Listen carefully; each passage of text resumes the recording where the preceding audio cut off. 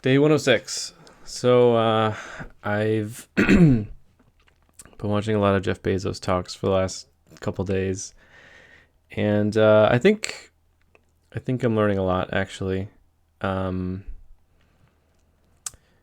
it's always hard. It's always hard to know if your time was well spent or not. Especially when it's more longer term thinking and not get it done right now kind of thinking. I used to have this mentality actually, which in hindsight, I think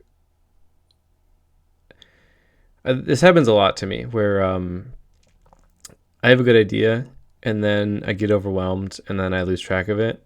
And then I look back and I go, crap, that was a really good idea. I probably should have gone further into that.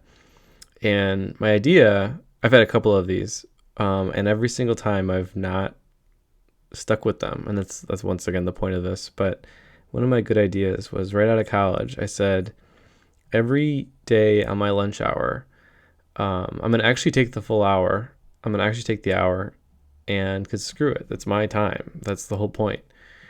I'm going to take the hour and I'm going to eat my lunch while I learn something. And it could be anything, but I'm going to spend the hour learning something.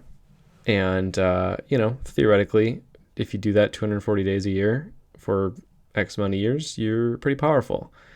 And I did it for about, I think, maybe 2 years. And then I started getting so much responsibility in the job that I couldn't do it anymore. Um, and honestly, I'm kind of sad about that. I wish I stuck with that more, and um, I didn't lose track of that goal. Because the goal should be to learn every day, and learning for an hour a day is a lot of time. But also, I would argue, what else is there to do? You need to plant seeds of yourself, in yourself, plant seeds for yourself, in yourself, with yourself, whatever. Plant seeds for the future, or else that future you could be more powerful, and it's up to today's you to give him some more power, and that's what I hope I'm doing right now is giving him some more power. And hopefully I'll thank myself later for this kind of deeper thinking. So I've been doing deeper thinking about how to add value to customers, how to obsess about customers, how to think differently about ways of adding value to them. And I think I really need to keep going down rabbit holes that are not simple solutions. I need to stop discounting that there are real big opportunities out there if I push longer and harder than I have historically. Like, for example, I know on pad stats that I want to make it simple, customer focused and everything, but also I'm not I'm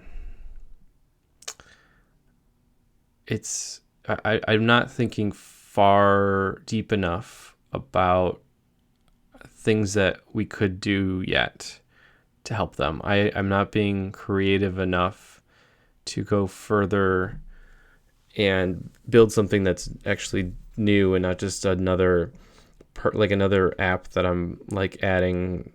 Like I'm not just buying some $9 a month subscription to something that will give me another tool on the website or whatever.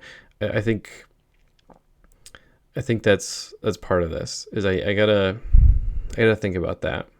There's got to be a better way to add value creatively other than buy subscriptions to other softwares. Like it's not building a company that's just a bunch of other little companies is not a good idea, I mean, use them if they exist, but don't think of that as a high value add thing. I need to really get deep into what is valuable and know that and deeply so that I can build in that direction and take our developers in that direction. And I think the thing that's also coming through is with this thought process and learning is that I'm so scared to hire people because it feels like it's less fun to let them build, and it feels like it's less fun to know less about being less hands-on on the website and knowing less about what's going on in the deep roots of it. And it's scary to hire the wrong person, and have to delegate tasks to them, but it's not feasible.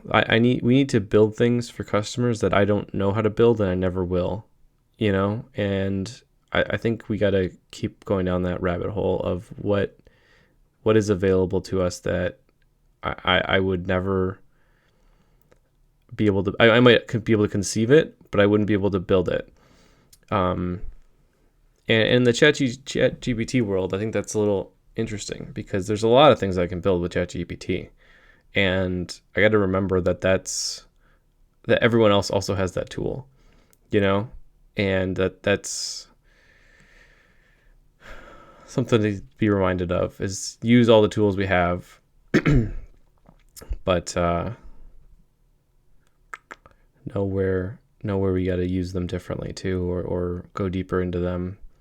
I was just watching a video of Jeff Bezos giving a speech in 1998, and this is where he's been at it for a couple years. I think it like 3 years, give or take, at this point. And it seems like an inflection point where he's starting to realize that he can like do more than books, And if he's giving a speech about that, it means he's been thinking about it for a year and a half or 2 years.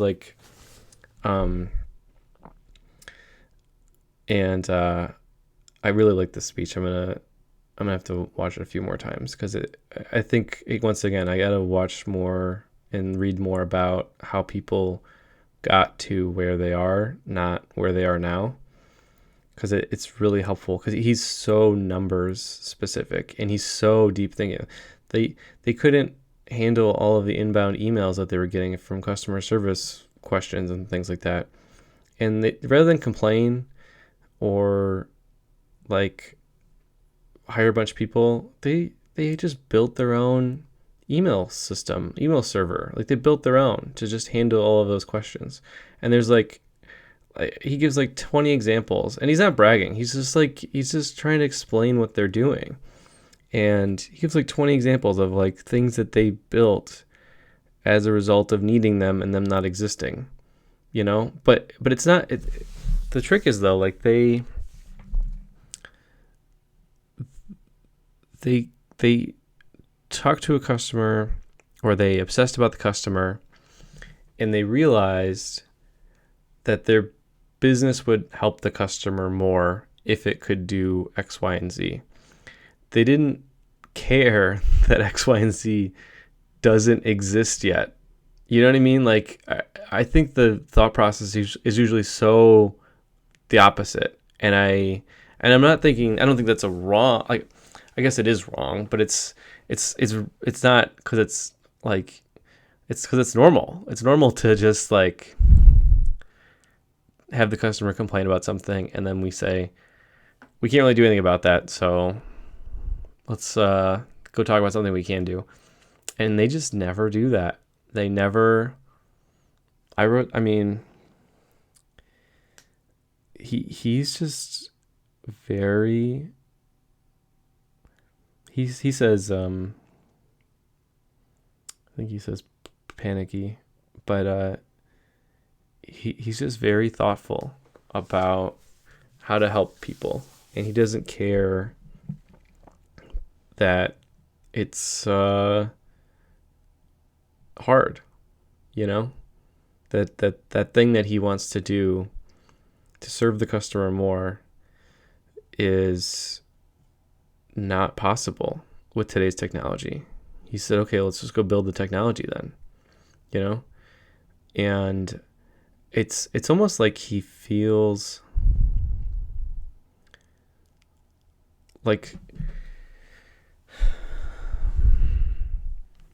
if I owe somebody a big favor, if somebody helped me, I don't know what they would have to do for me to feel like I owe them this much. I'd have to really feel like I owe somebody something to just start venturing into the wilderness. For me to have a friend call me up and say, hey, would you mind learning how to build an app in a better way than anyone else has ever built it? Like build something that no one's ever built before. I think I would have. I mean, the only example that's coming to mind is I've heard of this. Is there are parents. I heard this on NPR. There are parents that have children that have very, very specific genetic defect diseases. And some of these, there's only like 20 of them on Earth or 50 of them on Earth. And so they're so small that big research labs can't get funding to ever work on these things and learn more about these genetic disorders and how to fix them or how to help the kids or whatever.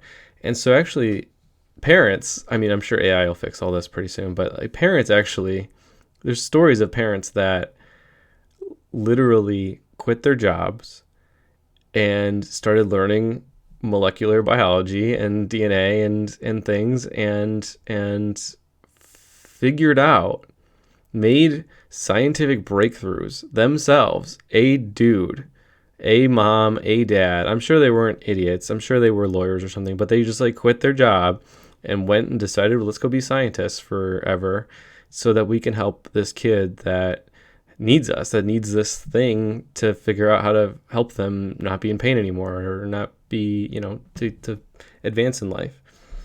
And that's like the only thing I can think of where somebody would be so obsessed and indebted to their child, like that they're so obsessed that they would quit their job and go learn a subject they've never learned before or never don't know anything about, and be so excellent at it that they actually make a real breakthrough when otherwise scientists couldn't really come up with anything when they put limited resources to it.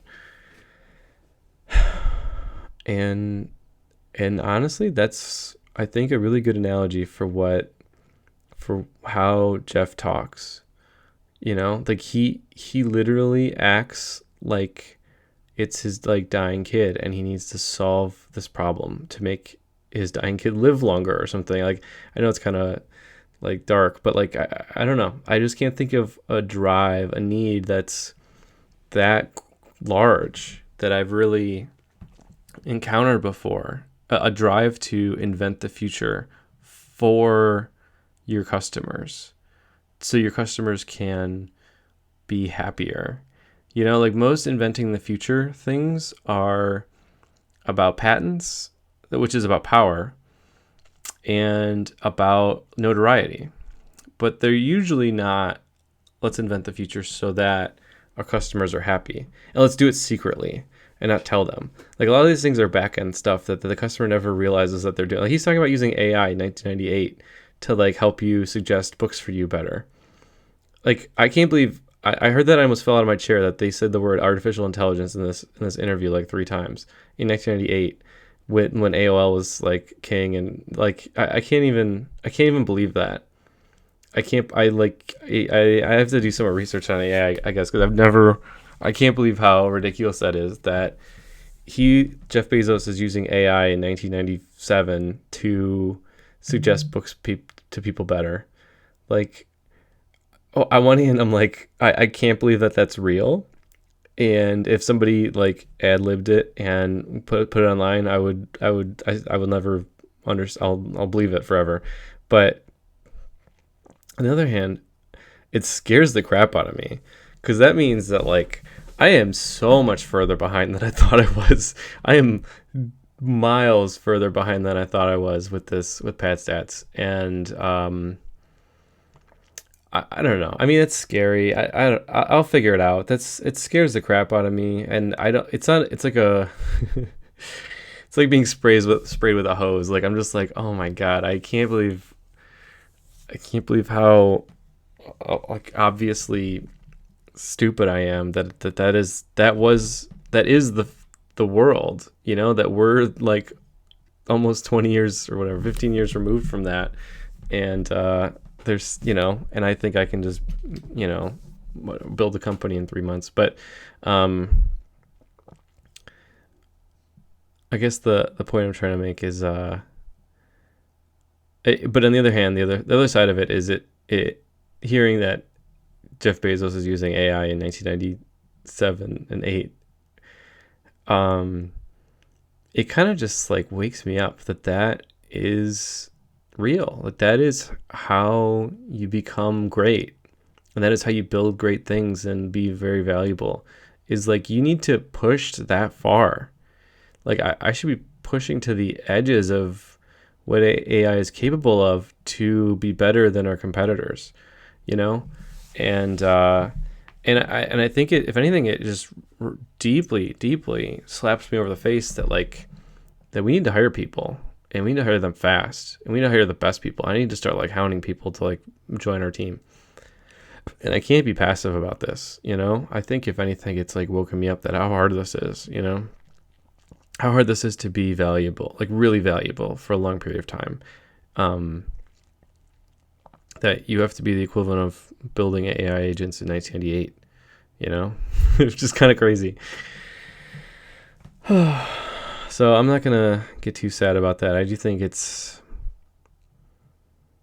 something to think through, but I do need better ways to think about helping customers, because I think my ways are very fluid. Like I think I really care about the customers and I care about helping people, but I think I need to reframe it pretty deeply to get to the point where I would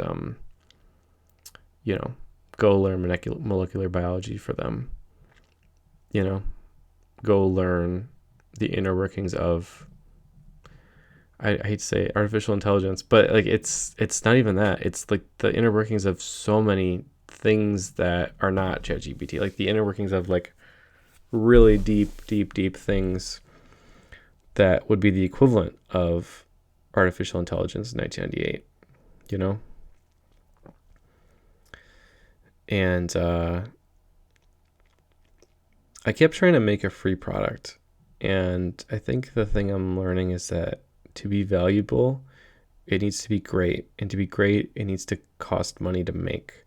And not because you're wasting that money.